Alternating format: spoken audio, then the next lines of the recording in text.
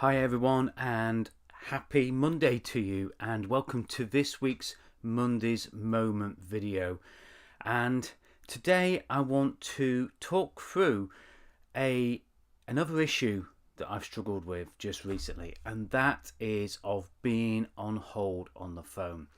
And last Friday I spent half a day on the phone trying to return a call actually to Scottish Power.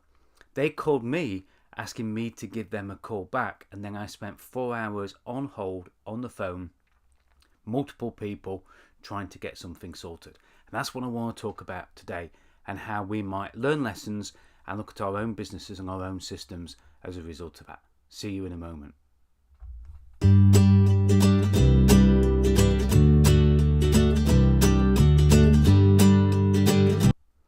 Now, it's not very often I get really upset about things, but wasting time on hold on the phone is one of those things that just lights me up and just, lights the touch paper and really does wind me up.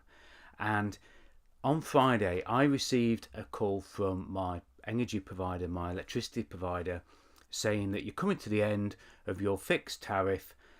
We'd like to speak with you and we'd like to give you some help. So I very diligently called back the number that was given and explained to this guy my current circumstances, and he said, well, I'm really sorry. He said, I actually can't offer you any options because you've got an electric vehicle and you really need to speak to our other team.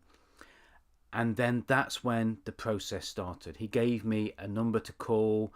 I called that. They put me on hold. And I went through this whole issue of wondering all the times, am I actually going to get to speak to someone?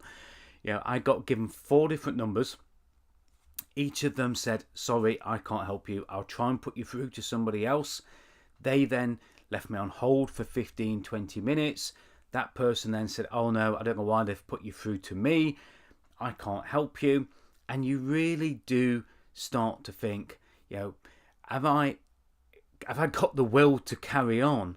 But also, am I ever going to get to speak to somebody who can help me? Am I ever going to get a set of choices, press 1 for this, press 2 for that will actually get me to the department that I want, or that will meet my needs? And that got me thinking about today's Monday's Moment video of when people call our business, how easy do we make it for them? Do we send them off for 30 minutes at a time where they just literally fall to sleep listening to the music that's playing whilst they're on hold? If we asked our customers, people that call our support, how would they rate us on our customer service? Now, I had a podcast which is probably going to go live in a couple of weeks' time. And this podcast was a real rant. It's not very often I have a rant on a podcast. But this particular podcast, I just spent 13 hours on the phone over 2 weeks trying to talk to Virgin Money. In fact, I've still, as I record this, still not resolved it and still have got a complaint going against them. I've ended up speaking to the Information Commissioner's office. I'm really worried about my data protection, my identity, all sorts of different things. So if you want to listen to me having a rant about customer service with a fellow guest and the issues that they had and how long they had to wait, if we're talking like this on this podcast, if I'm recording this now and broadcasting it live on all these different channels, what are our customers saying behind our backs? That's what concerns me. What are they saying about us?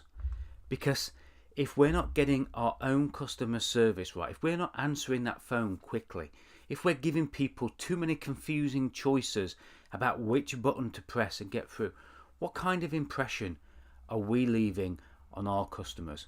What kind of impact is that having on getting under their skin where they'll go somewhere else. And I can tell you, when I put the phone down to the last person, to Scottish Power, who told me they actually don't do an EV, electrical vehicle tariff now, which I find it amazing that they don't. And I suspect they probably do, but it was just his easiest way of getting rid of me. And if anybody listening to this knows that Scottish Power do have an EV, or if anybody from Scottish Power is listening to this, please reach out to me and message me. But, think about our own communications. Think about how easy we make it for people to communicate with us, and what kind of experience are we giving to our customers. Think about what upsets us. Think about how we expect to be treated when we're on the phone. I know it's caused me to look at my own communications and my own phone systems, but I also challenge each of you to look at your own communication methods and your own phone systems, and look at how easy it is and how much of a good experience it is for your customers to speak to you and get the support that they need. And think about that during the week ahead. Now, if you would like to have a rant, who knows, and do that on my podcast, then please schedule a podcast with me. You can go to www.coffeewithsimon.com, and we can talk over tea, coffee, or anything else, and we can have a chat on a podcast. Or you can join one of my Facebook groups, and I've got Facebook groups for both coaches, if you're a coach or a consultant, or I've got Facebook groups for businesses as well who are looking to take their business to the next level. I'd love to have you in the groups, and you can tell us about your experience and get other kinds of tips and training on both of these things. So I really hope that you take some time to look at your own systems, and that you take time to perhaps share those experiences either in the Facebook groups or on a podcast with me. And I look forward to speaking to you in next week's Monday's Moment. Bye for now.